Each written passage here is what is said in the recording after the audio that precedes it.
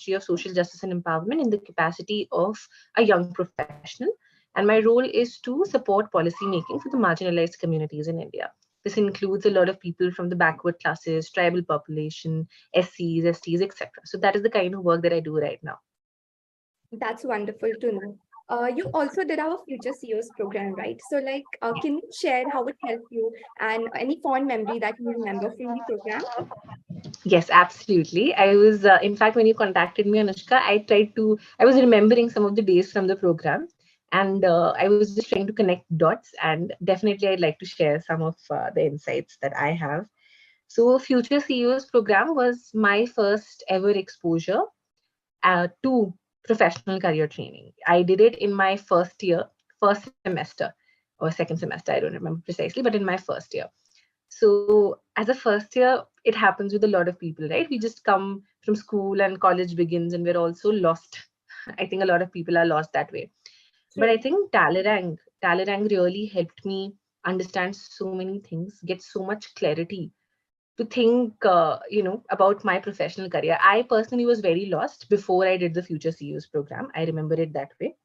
And there were a lot of things, a lot of mentorship is what the program gave to us. I remember we had a mentor who took all these sessions, and I personally had some issues that they gave us one-on-one mentoring for. So I think all those lessons I have, I have carried those lessons with me. I carried those lessons with me after the Future CEOs program was over, and I continue to carry those lessons with me even now.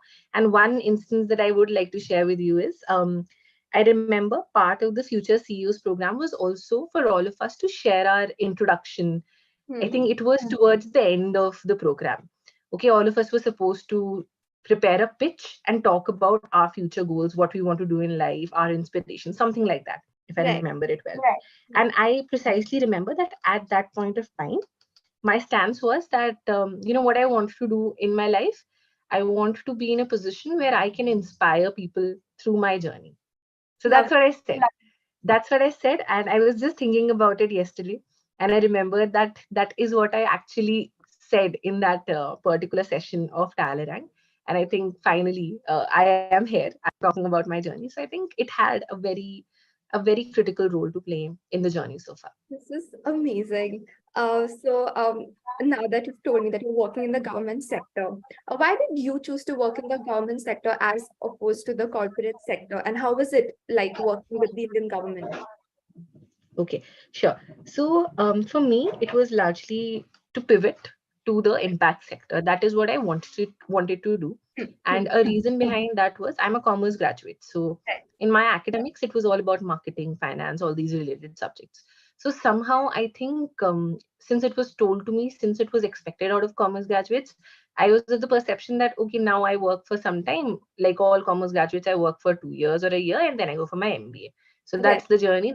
That's what is expected out of all graduates like me. But then when I was in college, I got the exposure to work on a couple of things which really energized me. Mhm. So this included working with the disability cell of my college, as well as working with the women's development cell, or working as a part of an NSS and teaching children in the slum areas. So I remembered those experiences, and I think those were the finest experiences I carried with me from college. So, irrespective of that, I didn't take this decision right after my graduation. I took the usual journey, followed the herd, and joined a consulting job. I Okay. did it for some time. It was very enriching, and there was so much to learn, and I got very skilled at what I did, etc. But again, like I told you, there was something about feeling energized, feeling very fulfilled about the work that I put in. True. So I just tried to reflect on that, and I remembered those experiences from college. And I think remembering those experiences, the way those experiences made me feel, the way I felt about my work at that point of time, it just made me realize that I want to work full time in a sector which is concerning impact. So I Right. just made that choice for myself. And when I got an opportunity, so working for the government of India, I did while joining Impact, I had the option to again pursue impact from a private sector lens also, as well as working with the government, because there Yeah. are a lot of private sector organizations also who work in Yeah. this space. Yeah. But I did not have any preference that I wanted to go for the government per se. It's, I think, maybe it was just the right time for me, Yeah. and I explored the opportunity, so I got into it. But if you ask me why I continue to be here, or why I didn't Yeah. decide to make a move after I started working in impact here, I Right. will say that the work that the government does, I Yeah. personally feel that it is the apex body there, right? We're talking Right. about impact, we're talking about so many beneficiary groups. So it is the apex body. Everything channelizes from the government. So I think the impact that can come from the government's end is massive. And this is something that I've realized by being in the system. So I Yeah. love that part of it. And I know a lot of times there are several inefficiencies and several loopholes, a Yeah. lot of delay, etc. But again, the intensity of the impact which can come from the apex level continues to be massive. So I think I really like that and I find it very impactful. So that is why I continue to decide, continue working in this space through the government only. Yeah. That's lovely to know. And since you said that you wanted to make an impact and you made a choice, to work in the government sector, I think that's commendable. So, were there any highs and lows in your journey? And how did you overcome the lows? Able through the highs, because sometimes when you are doing good and like it's very difficult to understand it. Right, right. Anushka, I think your voice broke a little in the middle. I did understand you asking about the highs and lows, but Yeah. can you please come again if that's okay? Yeah. Sure. So, like, how did you know stay stable through your highs, and how did you manage to stay rooted, and how did you overcome your lows? Yeah. Okay. So I think highs and lows, it's like a part of life. So I think what helps me with the highs and lows is my support system. So I think my advice to everybody out there will be that build your support system. This can include your family, your friends, your mentors, and just talk about the difficulties that you are personally experiencing, and it's fine. You do find a way out. It works out. So I think what works well for me is my support system largely. So I refer to that usually. That's amazing. You've also been admitted to Howard Kennedy School. So, can you tell us how should one prepare for their masters, pursuing their masters abroad? Yes, absolutely. And I think it is a very important area. And if anybody is considering applying for their masters abroad, they should start early. That is my first and foremost suggestion to people. So, for instance, if someone is planning to apply for 2024-25, which will be, let's say, next year, Next start year. now. Start now is what my suggestion will be. Yeah. And when I say start now, you have to start applying for a lot of scholarships that keep Yeah. opening up. So I think this is something that I missed out on because I didn't plan that effectively. In fact, I was thinking to defer my admission and maybe consider next year. So Harvard was the only place I applied to, and thankfully I got in. But yes, I think what would really help is to plan at least a year in advance. And in terms of planning, one must look at all the things, including Yeah. the scholarship options and everything else. But if someone has to, for instance, start from scratch, so I think the first step will be for you to research about what do you want to do as your masters. And when I say research, this includes essentially shortlisting colleges courses. So that's the first step, and give it good time. Go through, like, give it a good month or so, or more than that if you need to. But first come up and prepare your own list of colleges that interest you, that you want to apply for. So I Yeah. think that's the number one step. The second step is to also, when you, for instance, you're finalized a couple of courses and colleges that you want to, that you're interested in. Then the second step is to research about all those colleges and those schools individually. So, for instance, it usually happens, okay, when someone researches, they usually shortlist 4 to 5 schools. I have not seen a lot of people or the majority apply for 10, 15 schools at the same time. It's a very big investment and doesn't make sense. So True. True. usually people shortlist 4 to 5 schools.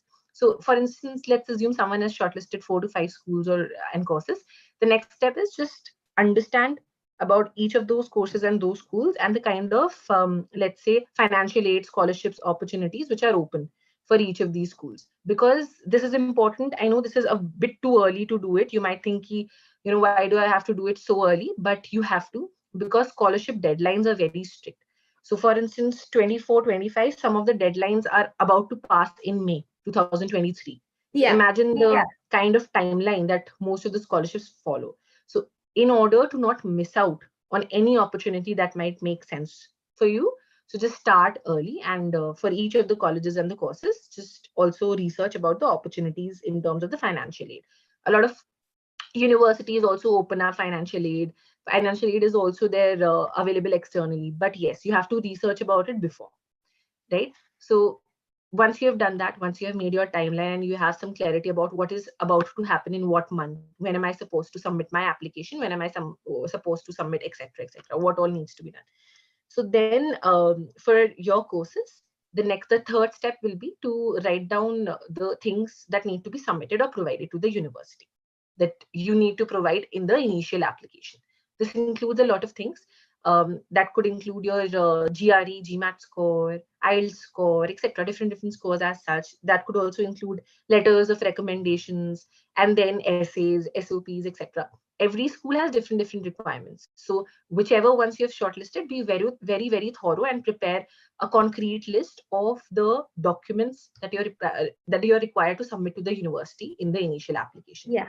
Once you do that, and if your university requires you to take some exam or to appear for something like that, just make sure to plan about it a little early and take your exam at least 5-6 months if possible. I know it's a lot of months, Yeah. but that's why I say that you have to plan very early. So if True. your university requires you to take an exam, try to take it at least 6 to 4 months before your submission deadline, if possible. Of course, if your situation allows you to do that, it'll just be ideal if you can plan it that way.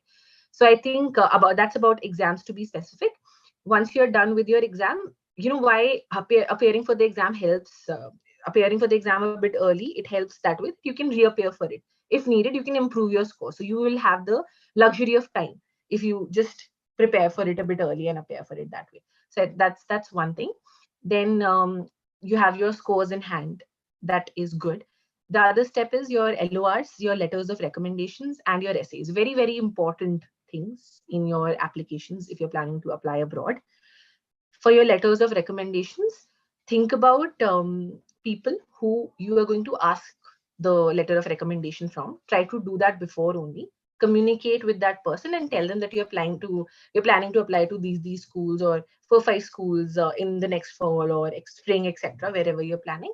And just tell them that would it be okay if I can take a letter of recommendation from you. But just understand, who do you take a letter of recommendation from also matters, because the context that goes into that LOR cannot be random, or you cannot ask anyone from your personal network. So it's always better to ask any person who has engaged with you professionally, most likely your professors or your immediate superiors in your organization. So just try to work on that too. And then, of course, a very important area is essays. Very important for your universities. So when you're doing the initial shortlisting, and initially when you're preparing the guidelines and all about what all is required for your university per se, also make note of the essay questions which are there.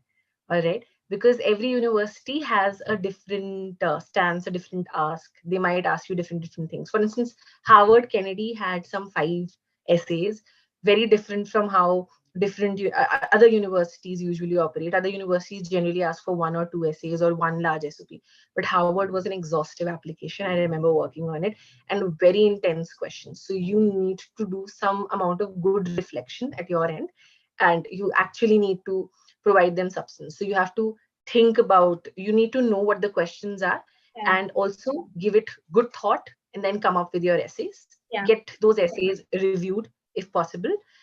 Try to keep this in mind, that what works in essays or SOPs is originality, according to my experience. I You should you should one should try to avoid using, I know there's chat GTP, there are so many options, we can create so much content like that, but try to be original with your content.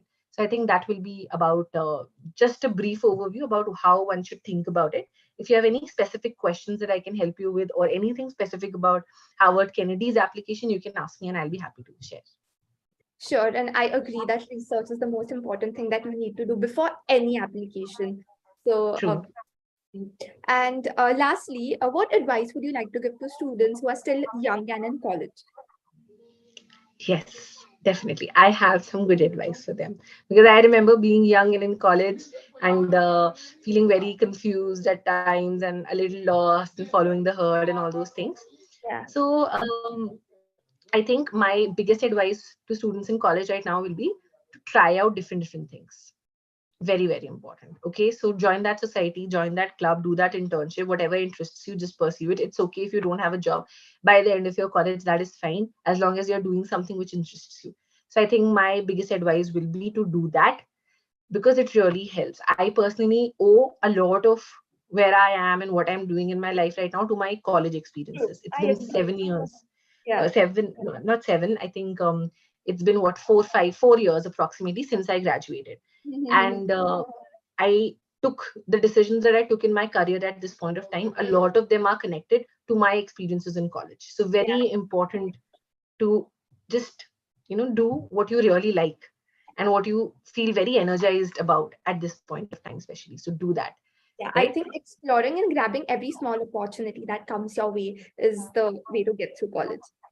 Absolutely, absolutely. And I think the second thing will be to not feel very intimidated by the atmosphere in college.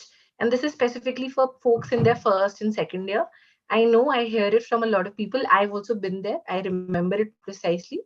I know it is expected out of us. Certain paths are laid out, and we're expected to follow a particular line of, field which is expected out of us because of our streams and all. But it's okay if you follow something, if you do something which is not directly related to your field, that's absolutely fine. I am an example. It works well. When I took a leap of faith and joined the public sector and I pivoted, I was very confused. I mean, I was clear that I wanted to do this, but I was a bit scared also. But now when I look back at it, I think it was a fantastic decision that I took. So just relax and go for it is what my suggestion will be.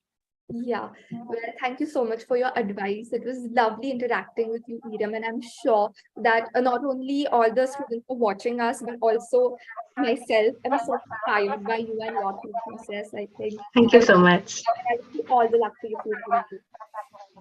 Thank you so much, Anushka. Thank you. It has been a pleasure for me too. Thank you. All right. Thank you. Take care. Bye bye. Bye.